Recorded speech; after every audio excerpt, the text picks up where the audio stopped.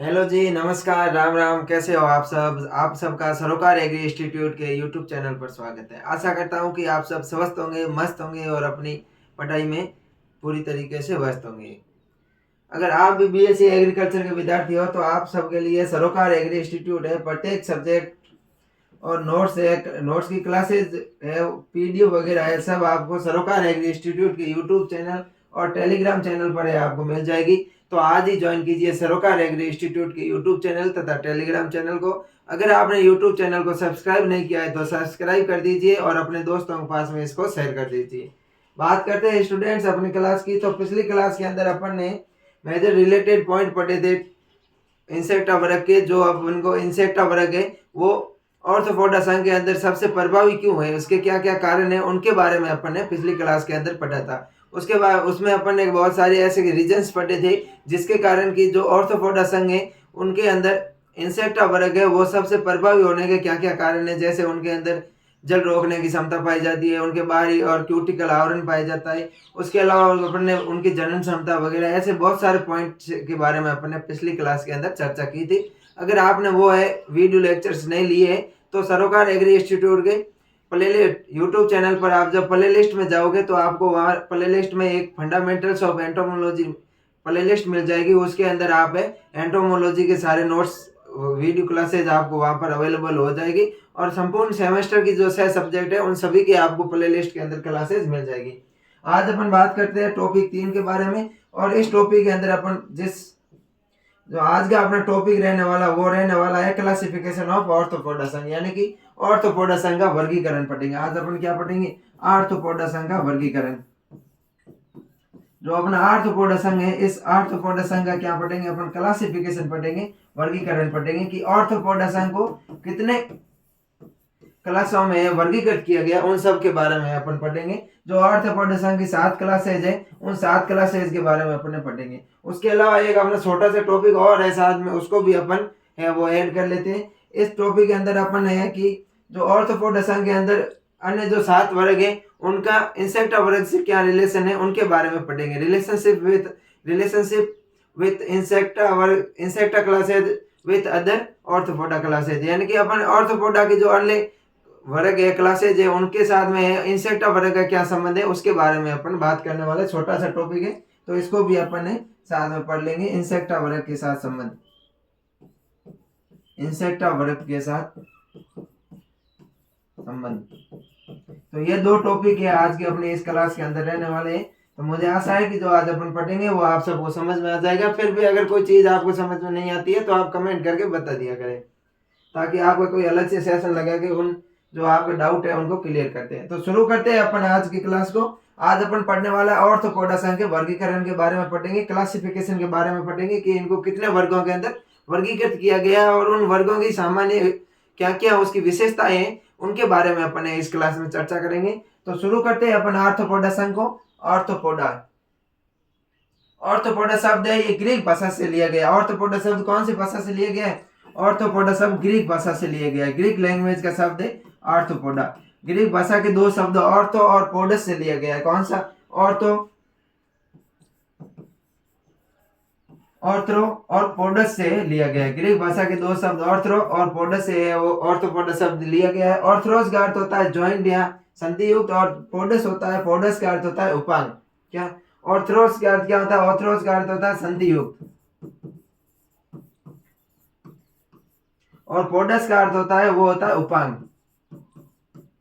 अर्थात मैं ये कह सकता हूं कि जो ऑर्थोपोडा संघ होते हैं इनके अंदर जो जीव होते हैं उनके उपांग कैसे होते हैं? संधि युक्त उपांग होते हैं। क्या होते हैं? जॉइंट पैर होते हैं, जॉइंट टांगे होती है, इनके जॉइंट उपांग पाए जाते हैं।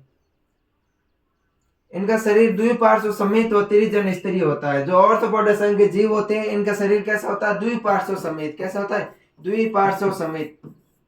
द्विपार्श्व समेत, द्विपार्श्व समेत का मतलब होता है कि अगर जीव को बीच में से काट दिया जाए तो उनके 2 भाग बनेंगे, वो एक जैसे ही बनेंगे। कैसे? द्विपार्श्व समेत मतलब कि कोई भी जीव है अगर उसको बीच में से, जैसे ये है, अगर इसको अपन बीच में से यूं काटते हैं तो इनके 2 भाग है वो कैसे होंगे? समान होंगे, द्विपार्श्व समेत होंगे। और त्रिजन स्तरीय, त्रिजन स्तरीय का मतलब होता है उनका शरीर होता है 3 जननी स्तर से बना होता है। शरीर कितने जननी स्तरों से बना होता है? ऑर्थोपोडा का जो शरीर होता है वो 3 जननिक स्तरों से बना होता है। त्रिजन स्तरीय यानी कि त्रिजन स्तरीय। त्रिजन स्तरीय का मतलब होता है ऑर्थोपोडा संघ के जो जीव है उनका शरीर है वो 3 जननिक स्तरों से निर्मित होता है। शरीर 3 जननिक स्तरों से निर्मित शरीर होता है वो कितने जननिक स्तरों से निर्मित होता है? तो शरीर होता है 3 जननिक स्तरों से वो निर्मित होता है।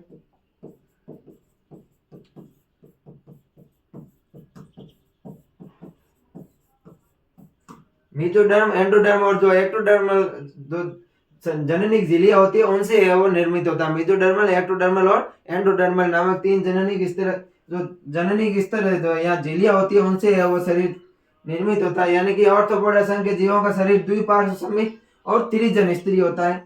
शरीर पर काइटिन का आवरण बना होता है। शरीर पर किसका आवरण बना होता है? शरीर के ऊपर जो इनके जीव होते हैं उन पर काइटिन का बना कठोर आवरण होता है। कैसा होता है? काइटिन का कठोर तथा निर्जीव आवरण होता है। निर्जीव होता है इसलिए उनकी वृद्धि नहीं हो पाती है। इसलिए जब जीव है वो वृद्धि करते हैं तो उनमें क्या होता है? निर्मोचन की क्रिया होती है। निर्मोचन की क्रिया करने का कारण क्या है? क्योंकि काइटिन का आवरण कठोर तथा निर्जीव होता है। जिस चीज जो निर्जीव होती है कोई भी वस्तु या चीज उसकी वृद्धि नहीं होती है। तो काइटिन के आवरण की वृद्धि नहीं होने के कारण वो आवरण हट जाता है और दूसरा आवरण उस पर आता है। काइटिन में बना कठोर बाह्य कंकाल पाया जाता है जिसे क्यूटिकल कहते हैं। क्या कहते हैं? क्यूटिकल कहते हैं बाहरी आवरण को। इसमें खुला परिसंचरण तंत्र पाया जाता है, ओपन सर्कुलेशन सिस्टम पाया जाता है। इंसेक्टा वर्ग के जीवों के जो ऑर्थोपोडा संघ होता है, ऑर्थोपोडा संघ के जीवों के अंदर कौन सा परिसंचरण तंत्र पाया जाता है? तो खुला परिसंचरण तंत्र है वो पाया जाता है। और ये ठंडे खून वाले जीव होते हैं। ये मैंने आपको पहले ही बताया कि इनके शरीर के अंदर तापमान को मेंटेन करने के कोई भी रसायन नहीं पाए जाते। शरीर का तापमान है वो वातावरण के साथ में बदलता रहता है। अब बात करते हैं अपन इनके वर्गों के बारे में। ऑर्थोपोडा संघ कितने वर्गों में बांटा गया है? ऑर्थोपोडा संघ को है वो 7 वर्गों में बांटा गया है। कितने वर्गों में बांटा गया है? ऑर्थोपोडा संघ को 7 वर्गों में बांटा गया है। ऑर्थोपोडा संघ को इस संघ को 7 वर्गों में बांटा गया है। कितने वर्गों में बांटा गया है? 7 वर्गों में बांटा गया है। अब अपन देखते हैं कि वो कौन कौन से 7 वर्ग है जिनके अंदर ऑर्थोपोडा संघ को बांटा गया है। ऑर्थोपोडा संघ का वर्गीकरण करते हैं। यहाँ पर अपन कह सकते हैं कि जो संघ ऑर्थोपोडा है वो सबसे बड़ा संघ है। क्या ऑर्थोपोडा संघ है? ऑर्थोपोडा संघ है वो सबसे बड़ा संघ है। ये अपन बात पहले ही कर चुके हैं कि सबसे बड़ा संघ है ऑर्थोपोडा संघ है वो बाकी सभी संघों से क्या है? सबसे बड़ा संघ है। क्योंकि इसके अंदर जीव है वो सर्वाधिक संख्या में है वो पाए जाते हैं। तो उनको है वो 7 वर्गों में बांटा गया है, 7 क्लासों के अंदर डिवाइड किया गया है। अब अपन देखते हैं उन कौन कौन सी 7 क्लास है। तो इसमें पहला आता है वो आता है इंसेक्टा। कौन सा आता है? इंसेक्टा। इंसेक्टा इंसेक्टा यानी कि इंसेक्टा के अंतर्गत क्या आते हैं? इंसेक्ट आते हैं, कीट आते हैं। इंसेक्टा या इसको अपन हेक्सापोडा भी बोलते हैं। क्या बोलते हैं? हेक्सापोडा। इंसेक्टा को अपन वो हेक्सापोडा भी बोल सकते हैं। हेक्सापोडा। हेक्सापोडा का मतलब होता है 6 टांगे पाई जाती है इसके अंदर। कितनी? 6 3 जोड़ी यानी 6 कुल 6 टांगे पाई जाती है इसलिए इनको हेक्सापोडा कहते हैं। अगला अपना आता है क्रस्टेशिया। कौन सा वर्ग आता है? क्रस्टेशिया वर्ग आता है। क्रस्टेशिया वर्ग की मैं बात करूं तो क्रस्टेशिया वर्ग के अंदर झींगा तथा केकड़ा आते हैं। कौन आते हैं? झींगा वो केकड़ा।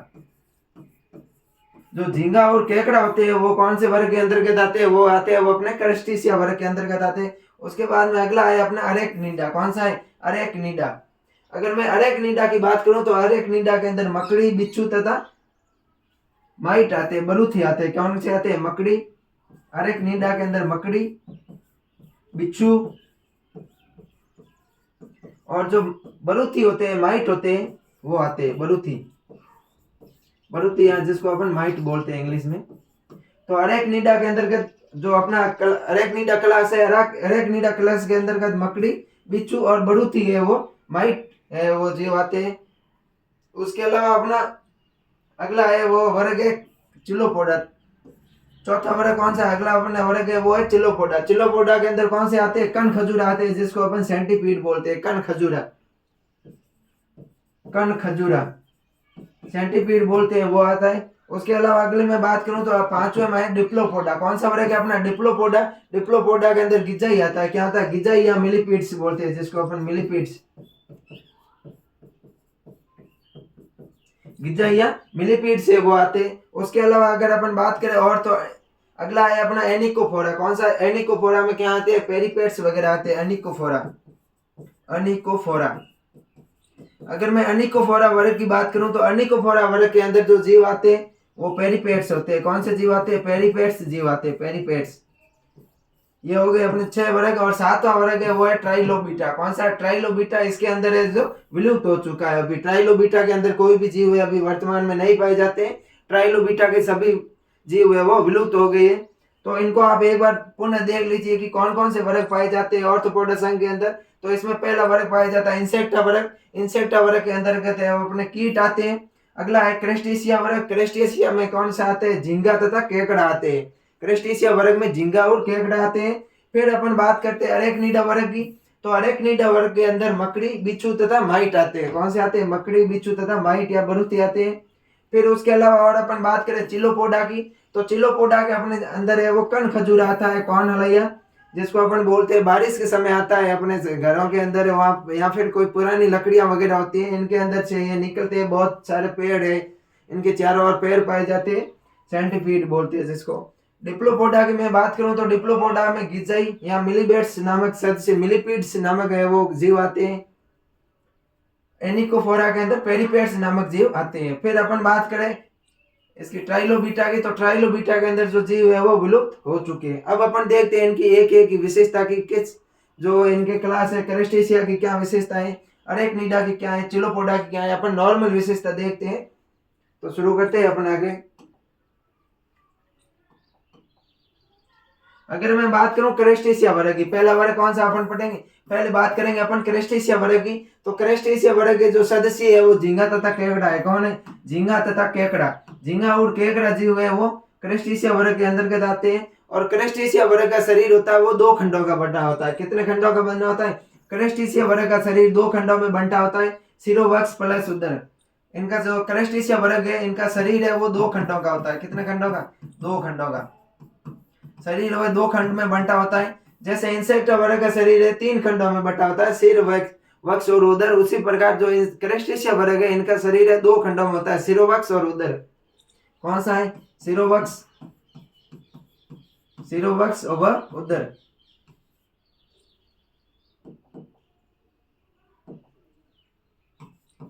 सिरोवक्ष तथा उदर, इनका शरीर है वो 2 खंडों में बंटा होता है, सिरोवक्ष और उदर में। सिरोवक्ष पर 5 जोड़ी टांगे पाई जाती है। जो क्रेस्टेशिया वर्ग होते हैं इनके सिरोवक्ष पर कितने जोड़ी टांगे पाई जाती है? 5 जोड़ी टांगे पाई जाती है, 5 जोड़ी टांगे। क्रेस्टेशिया वर्ग में कितनी टांगे पाई जाती है? तो 5 जोड़ी टांगे पाई जाती है। झींगा में 2 जोड़ी संघिंगा पाई जाती है, एंटीना पाई जाती है। जो झींगा होता है इस झींगा के अंदर 2 जोड़ी एंटीना पाई जाती है। कितनी? कुल 4 एंटीना पाई जाती है, यानी कि 2 जोड़ी एंटीना पाई जाती है। 2 जोड़ी एंटीना, 2 जोड़ी एंटीना या कुल 4 संघिंगा है वो झींगा में पाई जाती है। उसके अलावा मैं बात करूं तो उत्सर्जन होता है इसमें ग्रीन ग्लैंड्स द्वारा होता है, हरित ग्रंथियों के द्वारा होता है। वो एंटीनल ग्रंथियों के द्वारा होता है। जो क्रेस्टेशिया वर्ग होता है, क्रेस्टेशिया वर्ग में अगर मैं उत्सर्जन की बात करूं तो उत्सर्जन होता है वो ग्रीन ग्लैंड से हरित ग्रंथि, किसके द्वारा होता है? हरित ग्रंथि के द्वारा होता है। जो हरित ग्रंथि होती है उनके द्वारा होता है। उसके साथ में है वो एंटीनल नामक जो ग्रंथियां पाई जाती है उनके द्वारा है वो उत्सर्जन की क्रिया होती है, तथा एंटीनल।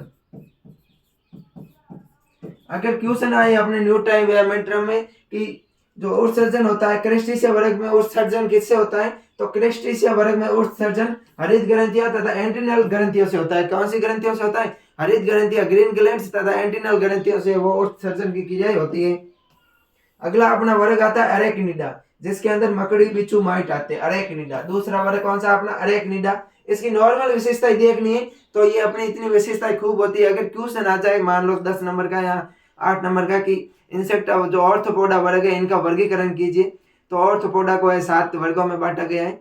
और फिर अपन को इनकी 4-4, 5-5 विशेषताएं और अपन उदाहरण लिख देंगे तो इतना अपने खूब होगा। और किसी वर्ग का अगर प्रश्न पूछेंगे तो छोटे टाइप के जो क्वेश्चन आते हैं उनमें पूछेंगे। बात करते हैं अपन अरेक्निडा की। अरेक्निडा में मकड़ी, बिच्छू और मरूथी आते हैं। इनका शरीर दो खंडों में बंटा होता है, सिरोवक्ष और उदर। तो अपन को ध्यान रखना है क्रस्टेशिया वर्ग तथा अरेक्निडा वर्ग दोनों का शरीर कितने खंडों में बंटा होता है? दो वर्ग खंडों में है वो बंटा होता है, सिरोवक्ष और उदर का है। सिरोवक्ष पर 4 जोड़ी टांगे पाई जाती है। जो अरेक्निडा वर्ग होता है इसमें टांगे कितनी पाई जाती है? जो टांगे होती है वो 4 जोड़ी पाई जाती है। कहाँ कितनी पाई जाती है? 4 जोड़ी पाई जाती है।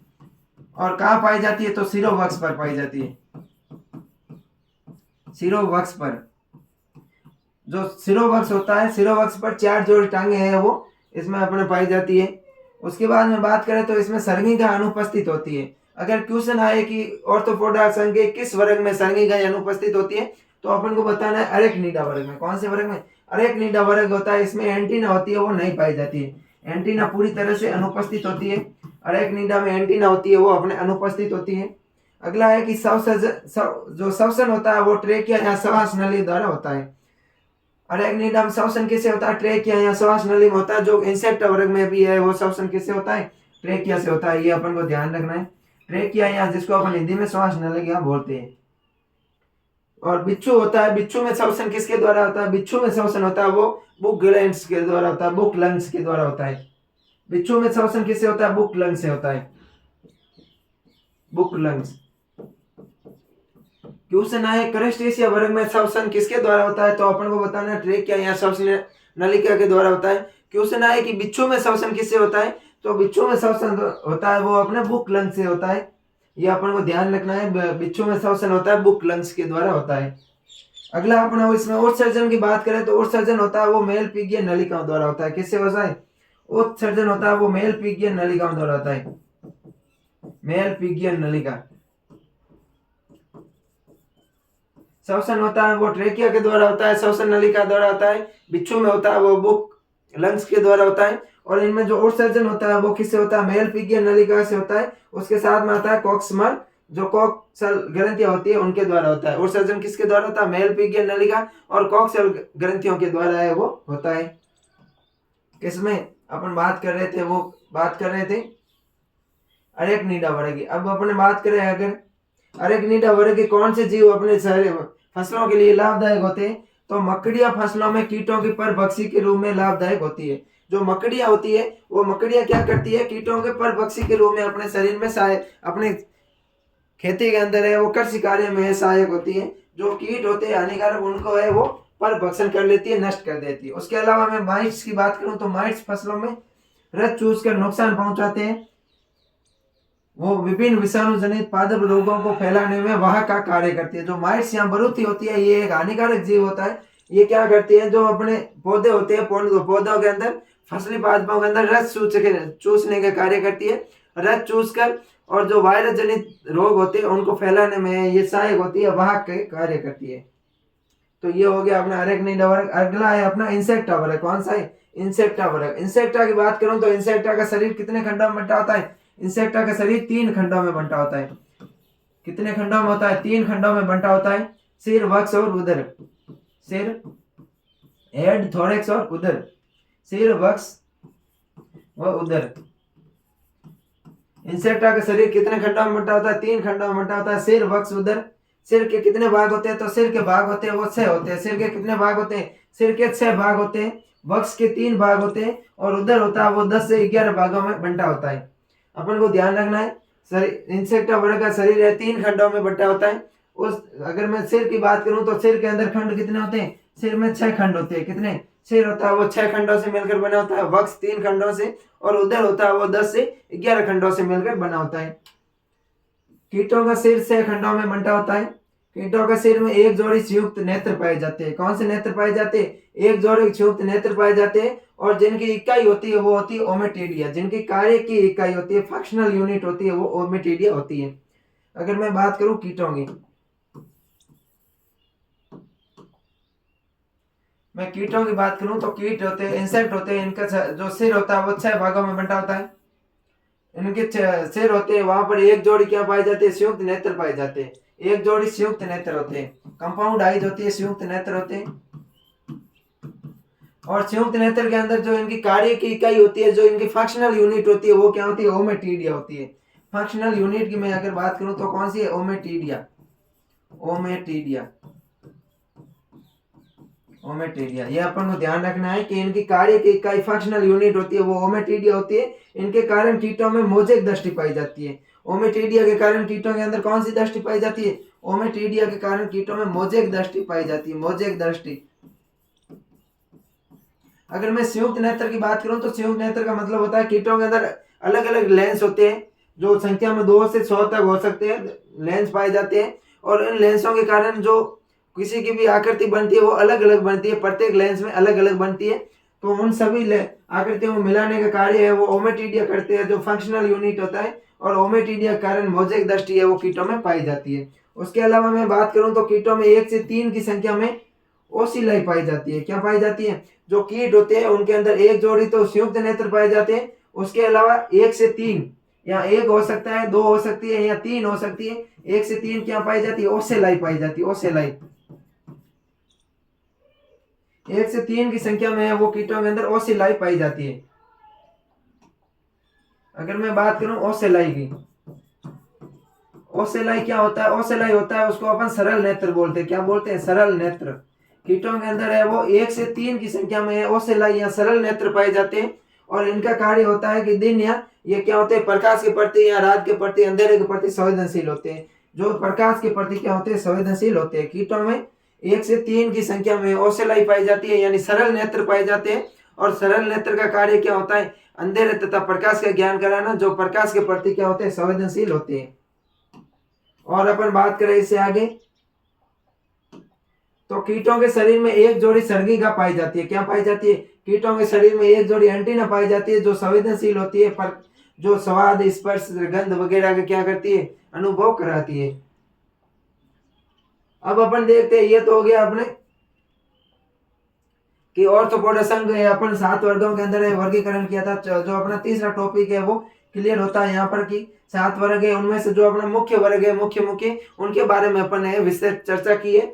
तो अब अपन बात करते हैं कि जो इंसेक्टा वर्ग है इनका अन्य ऑर्थोपोडा वर्ग के जो होते हैं सदस्य उनके साथ में क्या रिलेशन है उसके बारे में बात करते हैं।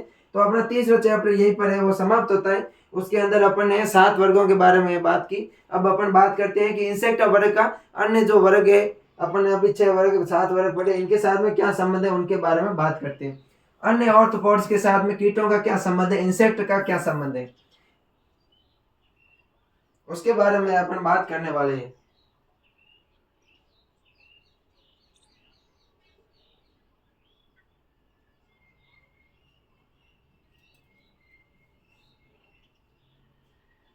तो अन्य जो वर्ग है ओनिकोफोरा, ओनिकोफोरा, क्रस्टेशिया,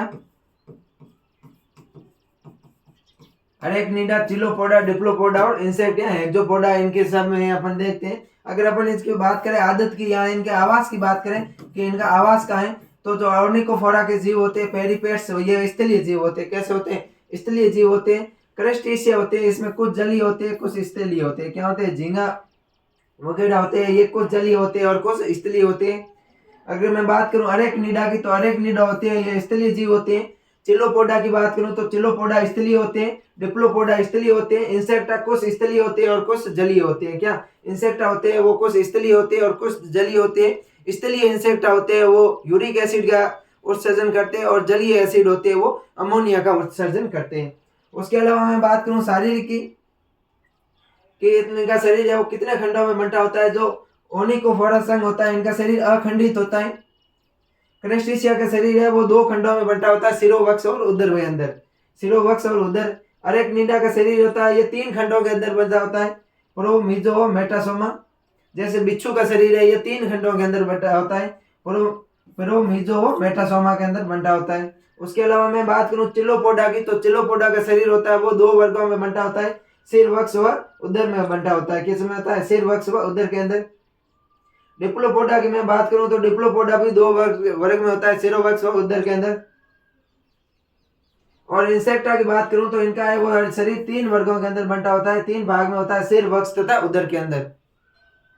उसके बाद में मैं बात करूं एंटीना की, एंटीना या सर्गिका की बात करूं तो जो अपना ओनिकोफोरा संघ होता है, और सॉरी ओनिकोफोरा वर्ग के अंदर एक जोड़ी क्या पाई जाती है? अपने सर्गिका पाई जाती है। क्रस्टेशिया के अंदर 2 जोड़ी पाई जाती है। अरेक्निडा के अंदर जो संगिंगा होती है वो अनुपस्थित होती है। चिलोपोडा के अंदर एक जोड़ी संगिंगा पाई जाती है। डिप्लोपोडा के अंदर भी एक जोड़ी संगिंगा पाई जाती है। और अपना इंसेक्टा वर्ग के अंदर भी एक जोड़ी एक जोड़ी एंटीना पाई जाती है। अब अपन बात करते हैं चलन अंग, यानी कि इनमें गति किसके कारण होती है। अगर मैं गति की बात करूं तो ओनिकोफोरा के अंदर होता है जो अखंडित पेड़ में है, कई जोड़ों में है जो अखंडित पेड़ पाए जाते हैं। क्रेस्टेशिया में 5 जोड़ी पैर पाए जाते हैं। अरेक्निडा में 4 जोड़ी पाए जाते हैं। और जो चिलोपोडा होता है इसमें एक जोड़ी होता है, प्रत्येक खंड पर है एक जोड़ी टांगे पाई जाती है। और जो अगला अपना जो जोड़ी टांगे होती है वो जहरीली होती है। कैसी होती है? जहरीली होती है। जो चिलोपोडा होता है वो सिर तथा उसके अलावा कई खंडों से बना होता है। उनके प्रत्येक खंड पर है चिलोपोडा में टांगे पाई जाती है। लेकिन जो अगला खंड होता है, अगले खंड की टांगे होती है वो क्या होती है? जहरीली होती है। उनके अंदर टॉक्सिस ग्लैंड्स पाई जाती है। उसके अलावा डिप्लोपोडा में भी प्रत्येक खंड में 2 जोड़ी टांगे होती है। क्या? प्रत्येक खंड में 2 जोड़ी टांगे होती है, लेकिन ये जहरीले नहीं होते हैं।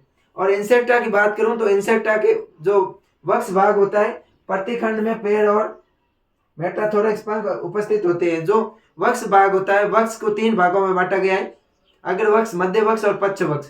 तो वक्ष के प्रत्येक भाग पर है इंसेक्टा में टांगे पाई जाती है। 3 जोड़ी टांगे पाई जाती है, अग्र वक्ष, मध्य वक्ष और जो पक्ष वक्ष होता है। इन तीनों पर है, तीनों खंडों में 3 जोड़ी टांगे पाई जाती है। और मध्य वक्ष तथा पक्ष वक्ष पर है 2 जोड़ी पंख पाए जाते हैं। अब बात करते हैं अपन मुखांग की। अगर मैं मुखांग की बात करूं तो जो अपना ओनिकोफोरा होता है, इनका मुखांग होता है वो मैंडिबुलेट अनुपस्थित होता है। मुखांग के अंदर क्या होता है? मैंडिबुलेट होता है, वो अनुपस्थित होता है, जो भोजन को चीरने का कार्य करता है।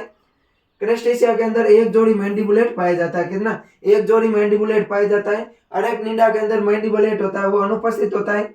और चिलोपोडा के अंदर एक जोड़ी मैंडिबुलेट पाए जाते हैं। चिलोपोडा, डिप्लोपोडा और इंसेक्टा, इन तीनों के अंदर एक जोड़ी मैंडिबुलेट पाए जाते हैं। लेकिन सिर्फ जो अपना अरेक्निडा वर्ग है, अरेक्निडा वर्ग के अंदर मैंडिबुलेट नहीं पाया जाता है। उसके अलावा और अपन बात करें कि इनकी और क्या विशेषताएं,